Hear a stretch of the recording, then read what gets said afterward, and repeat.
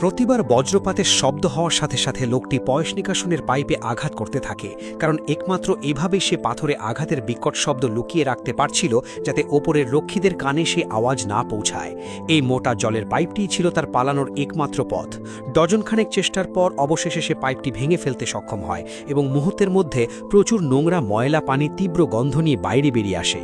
কিন্তু সেদিকে বিন্দুমাত্র তোয়াক্কা না করে সে সেই অত্যন্ত নোংরা পাইপের ভেতর হামাগুড়ি দিয়ে ঢুকে পড়ে এবং স্বাধীনতার আলোর দিকে এগিয়ে যেতে থাকে। মলমূত্রের তীব্র দুর্গন্ধ থাকা সত্ত্বেও সে দাঁতের দাঁত চেপে সহ্য করে নেয়, কারণ এই কারাগার থেকে পালানোর জন্য সে প্রায় 20টি বছর ধরে অপেক্ষা করছিল। নর্দমা থেকে বেরিয়ে আসার পর সে এক মুহূর্তও সময় নষ্ট না করে বনের দিকে দৌড়াতে শুরু করে। দেখতে দেখতে পরের দিন সকাল হয়ে যায়। কারারক্ষীরা যখন বন্দীদের হাজিরা নিচ্ছিল তখন দেখা গেল 245 নম্বর কক্ষের বন্দী অনেকক্ষণ ধরে বাইরে আসছে না। ঘরের ভেতর থেকে কোনো সাড়া শব্দ না পেয়ে ক্ষিপ্ত রক্ষী সরাসরি ভেতরে ঢুকে পড়ে, কিন্তু দরজার কাছে আসতেই সে স্তব্ধ হয়ে যায়। অন্যদিকে জেল সুপার তখন কেবল ঘুম থেকে উঠেছিলেন। এমন সময় হঠাৎ অ্যালার্মের আওয়াজ শুনে তিনি বুঝতে পারলেন কিছু একটা গড়বড় হয়েছে। তিনি দ্রুত সেই সেলের সামনে ছুটে আসেন।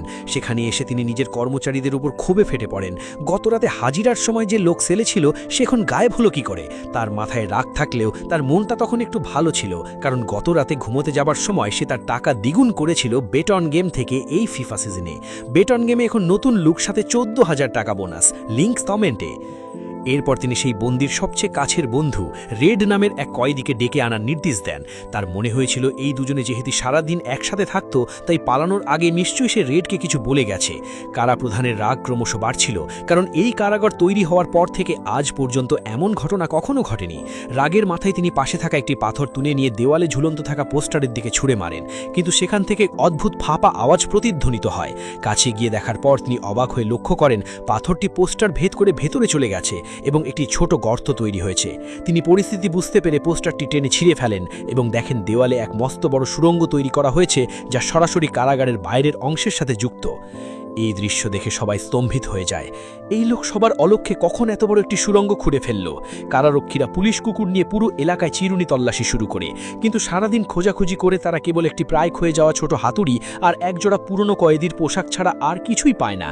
কারারক্ষীরা কিছুতেই বিশ্বাস করতে পারছিল না যে কেবল একটি ছোট হাতুড়ির সাহায্যে একজন মানুষ একাকী এত দীর্ঘ একটি সুড়ঙ্গ খুঁড়ে ফেলতে পারে।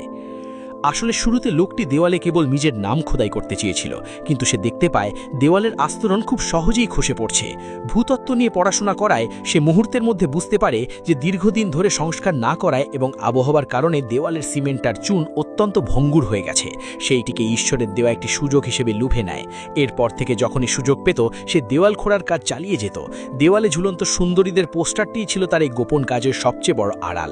আর খোঁড়ার পর দেওয়ালের যে গুড় বা চূর্ণ বের হতো সে সেটি পকেটে করে নিয়ে যেত এবং প্রতিদিন মাঠে ঘোরার সময় প্যান্টের নিচের অংশ দিয়ে আলতো করে মাটিতে ফেলে দিত। আর সেই ছোট হাতুড়িটি সে রেডের মাধ্যমেই আনিয়েছিল। রেডি কারাগারে দীর্ঘ 20 বছর ছিল এবং তার হাত খুব লম্বা ছিল। রক্ষীদের চাবি ছাড়া কারাগারের ভেতর এমন কিছু জিনিস ছিল না যা রেড এনে দিতে পারত না। তবে এত কিছুর মাঝেও কারাগারের আকস্মিক তল্লাশি এড়ানো কঠিন ছিল। অ্যান্ডি খুব ভালো করে জানত এই রহস্য একবার ফাঁস হলে তার পরিণতি হবে নিশ্চিত মৃত্যু। তাই কর্তৃপক্ষের সন্দেহ এড়ানোর জন্য সে বই পড়ার ভান করত। জেল সুপার যখন রক্ষীদের নিয়ে তার সেলে আসতেন সে অত্যন্ত স্বাভাবিক আচরণ করত, যাতে তার মুখের অভিব্যক্তিতে কোনো ভয় বা উত্তেজনা প্রকাশ না পায়। রক্ষীরা ঘরের প্রতিটি কোণায় এমনকি চেয়ারের নিচেও তল্লাশি করত, আর অ্যান্ডি মনে মনে প্রার্থনা করত যেন তারা দেওয়ালের পোস্টারটি টেনে খোলে না। ভাগ্য ভালো থাকায় সেবার তারা সন্দেহজনক কিছুই খুঁজে পায়নি। তখন চুপচাপ দাঁড়িয়ে থাকা জেল সুপার অ্যান্ডির কাছে এগিয়ে আসেন এবং তার হাতের বাইবেলটি কেড়ে নেন। কাকতালিকভাবে জেল সুপার নিজেও বাইবেল পড়তে ভালোবাসতেন, তাই অ্যান্ডির উত্তরে তিনি বেশ সন্তুষ্ট হন। কয়েদিদের সেলে পোস্টার ঝোলানোর নিয়ম না থাকলেও তিনি অ্যান্ডির জন্য বিশেষ ছাড় দেন এবং পোস্টারটি বাজেয়াপ্ত না করে বাইবেলটি তার হাতে ফেরত দেন।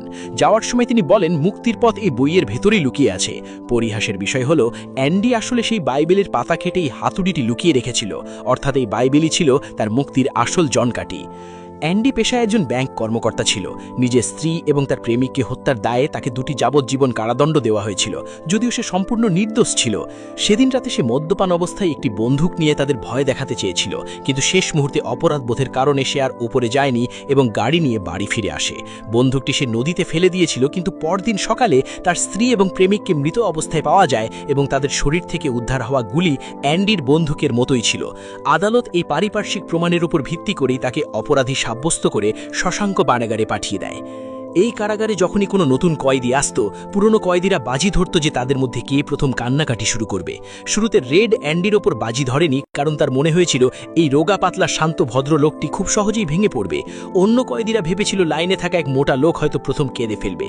চারপাশে পুরনো কয়েদিদের হিংস্র আর নোংরা চাহনি দেখে নতুন কয়েদিরা নিজেদের ভবিষ্যৎ নিয়ে চরম আতঙ্কের মধ্যে দিন গুনছিল। নতুন বন্দীরা ভেতরে আসার পর জেল সুপার তাদের কঠোর নিয়মকানুন পড়ে শোনান। ঠিক সেই সময় এক কয়েদি খাবার সময় নিয়ে প্রশ্ন করলে জেল সুপার উত্তর না দিয়ে রক্ষীদের প্রধানকে ইশারা করেন এবং কড়া শাস্তির ভয় দেখান। ভারী লোহার দরজা বন্ধ হওয়ার সাথে সাথে শশাঙ্ক কারাগারের প্রথম অন্ধকার রাত শুরু হয়। রক্ষীরা চলে যাওয়ার পরপরই পুরনো কয়েদিরা নতুন বন্দীদের উত্ত্যক্ত করতে শুরু করে। কিছুক্ষণের মধ্যেই সেলের ভেদের কান্নার আওয়াজ শুনে রক্ষীরা ছুটে আসে। প্রধান রক্ষী সেই মোটা লোকটিকে চুপ করতে বললেও সে ভয় আর যন্ত্রণায় অনবরত কাঁদতে থাকে। প্রধান ধৈর্য হারিয়ে লোকটিকে সেল থেকে বের করে যমদূতের মতো পেটাতে শুরু করে, যতক্ষণ না সে প্রায় অচেতন হয়ে পড়ে। লোকটির মনুষ্য অবস্থা দেখে রক্ষীরা তাকে ওভাবেই ফেলে রেখে চলে যায়। পরদিন সকালে সবার কাছে সেই মোটা লোকটির মৃত্যুর খবর পৌঁছায়। সবাই যখন এই নৃশংসতায় স্তব্ধ আর নিশ্চুপ, তখন অ্যান্ডি হঠাৎ প্রশ্ন করে বসে যে লোকটির নাম কি ছিল। এই ঘটনার পর থেকেই রেডের মনে এই অদ্ভুত মানুষটির প্রতি এক ধরনের কৌতূহল তৈরি হয়, যে তার 2 প্যাকেট সিগারেটের বাজি হারিয়ে দিয়েছিল। খোঁজ নিয়ে রেড জানতে পারে অ্যান্ডি একজন নামকরা ব্যাংকার ছিল এবং কিভাবে এক ষড়যন্ত্রের শিকার হয়ে সে আজ এখানে বন্দী। আদালতে সব প্রমাণ তার বিরুদ্ধে থাকায় সে নিজের নির্দোষিতা প্রমাণ করতে পারেনি। শুরুতে অ্যান্ডি কারোর সাথে খুব একটা কথা বলতো না, কিন্তু 1 মাস পর সে রেডের কাছে আসে এবং পাথর খোদাই করার জন্য একটি ছোট হাতুড়ি এনে দেওয়ার অনুরোধ করে। কারাগারের সব জানতা হওয়ায় রেডের পক্ষে এটি আনা অসম্ভব ছিল না। তবে এই ধরনের ধারালো জিনিস আনার ক্ষেত্রে তার কিছুটা দ্বিধা ছিল। অবশ্য হাতুড়িটি হাতে পাওয়ার পর রেডের সব সংশয় কেটে যায়, কারণ এটি এতটাই ছোট ছিল যে তা দিয়ে কাউকে আঘাত বা দেওয়াল ভেঙে পালানো অসম্ভব বলে মনে হতো। রেডের সহায়তায় হাতুড়িটি অ্যান্ডির কাছে পৌঁছে যায় এবং এভাবেই ভাগ্যের চাকা ঘুরতে শুরু করে। তবে পরবর্তী 2 বছর অ্যান্ডির জন্য মোটেও সহজ ছিল না। তার মুখে প্রায় আঘাতের চিহ্ন দেখা যেত। সে কখনো মুখে কিছু না বললেও সবাই জানতো এটি কারাগারের ভেতর থাকা একদল বিকৃত মানসিকতার কয়েদিদের কাজ, যারা অ্যান্ডিকে নিজেদের স্বার্থে ব্যবহার করতে চাইত এবং অ্যান্ডি প্রতিবাদ করলে তাকে নির্মমভাবে মারধর করা হতো। একদিন কারাগারের বাইরের ফ্যাক্টরির ছাদ মেরামতের জন্য জেল সুপার 12 জন কয়েদি নির্বাচন করার সিদ্ধান্ত নেন। রেড গোপনে কিছু সিগারেটের বিনিময়ে তার বন্ধুদের সেই তালিকায় অন্তর্ভুক্ত করতে সক্ষম হয়। অ্যান্ডি অবাক হয়ে দেখে যে সেই তালিকায় তার নামও আছে। ছাদের কাজ করার সময় অ্যান্ডি হঠাৎ প্রধান রক্ষীর আফসোস শুনতে পায়। তার ভাই মারা যাওয়ার পর তাকে বেশ কিছু টাকা দিয়ে গেছে, কিন্তু মোটা অঙ্কের কর বা ট্যাক্সের কারণে সে পুরো টাকাটা ঘরে তুলতে পারছিল না। একজন অভিজ্ঞ ব্যাংকার হওয়ায় অ্যান্ডি সবকিছু শুনে সোজা প্রধান রক্ষীর সামনে গিয়ে দাঁড়ায়। প্রধান রক্ষী এটিকে নিজের অপমান মনে করে কোনো কিছু না ভেবে অ্যান্ডিকে ছাদ থেকে নিচে ফেলে দিতে উদ্যত হয়, কিন্তু অ্যান্ডি দ্রুত তাকে ট্যাক্স বাঁচানোর আইনি পথ বাতলে দেয়। সে বলে যদি আপনি পুরো টাকাটা ট্যাক্স ছাড়া নিজের কাছে রাখতে চান, তাহলে আইনিভাবে সেটি আপনার স্ত্রীর নামে হস্তান্তর করতে পারেন, কারণ কেন্দ্রীয় ব্যাংকের নিয়ম অনুযায়ী স্ত্রীর নামে দেওয়া উপহার বা অনুদানে কোনো কর দিতে হয় না। অ্যান্ডির পূর্বের ব্যাংকার পরিচয় কথা মাথায় রেখে প্রধান রক্ষী তাকে বিশ্বাস করার সিদ্ধান্ত নেয়, আর এর বিনিময়ে অ্যান্ডি কর্তৃপক্ষের কাছে একটি ছোট অনুরোধ করে। সে বলে, আমি শুধু আমার সহকর্মী বন্ধুদের জন্য 3 বোতল করে ঠান্ডা বিয়ার চাই। তীব্র গরমের রোদের মধ্যে কাজ করার পর 1 বোতল ঠান্ডা বিয়ার তাদের আবার একজন স্বাভাবিক মানুষের মতো বাঁচতে শেখাবে। ছাদের কাজ শেষের দিন বিকেলে 12 জন কয়েদি অস্ত্রযান সন্ধ্যার আলোকে বসে পরম শান্তিতে ঠান্ডা বিয়ার পান করছিল। আর এই আয়োজন অন্য কেউ নয়, স্বয়ং কারাগারের সেই কঠোর প্রধান রক্ষী নিজেই করেছিলেন। রেডের মনে হচ্ছিল তারা যেন কোনো বন্দী নয়, বরং মুক্ত আকাশের নিচে বসে থাকা স্বাধীন মানুষ।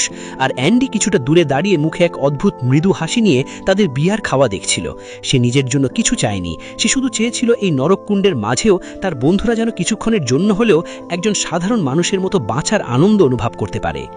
অ্যান্ডি পালিয়ে যাওয়ার পরদিন সকালে এক অভাবনীয় কাণ্ড ঘটে। সে আসলে জেল সুপারের দামি স্যুট আর জুতো পরে কাগজে কলমে তৈরি করা এক কাল্পনিক পরিচয়ের উপর ভরসা করে অত্যন্ত সাহসের সাথে ব্যাংকের ম্যানেজারের সামনে গিয়ে বসে। জেল সুপারের গত 10-12 বছর ধরে জমিয়ে রাখা সব কালো টাকা সে অ্যাকাউন্ট থেকে তুলে নেয় এবং একই সাথে কারাগারের সব দুর্নীতি ও কালাবাজারির নথিপত্র একটি খামে ভরে পত্রিকার অফিসে পাঠানোর ব্যবস্থা করে।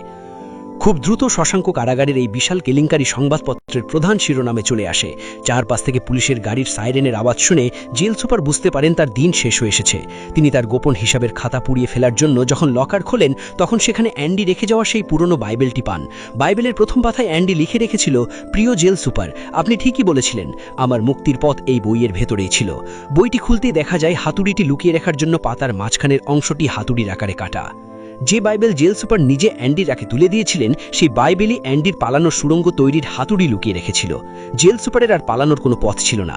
তিনি জানতেন এই দুর্নীতির দায়ে যদি তাকে এই কারাগারেই বন্দী হতে হয় তাহলে কয়েদিরা তার ওপর কতটা নৃশংস অত্যাচার করবে। তাই পুলিশ ভেতরে ঢোকার ঠিক আগের মুহূর্তে তিনি নিজের পিস্তল দিয়ে নিজের জীবন শেষ করে দেন।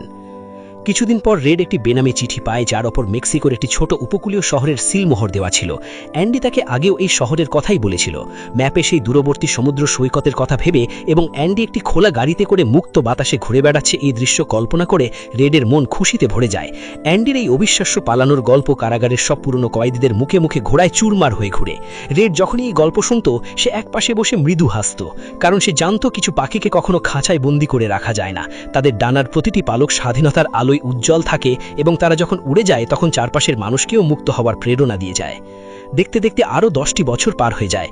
রেড আবার পেরোলে মুক্তির আবেদনের জন্য কমিটির সামনে হাজির হয়। বিগত বহু বছরের ব্যর্থতার পর রেড এখন মুক্তি পাওয়ার জন্য কোনো মনগড়া বা চাটুকারি তার আশ্রয় নেয় না। সেই আধিকারিকদের সামনে দাঁড়িয়ে খুব স্পষ্ট ভাষায় বলে যে তার ভেতরের সেই অপরাধী চূড়নটি বহু আগেই মারা গেছে।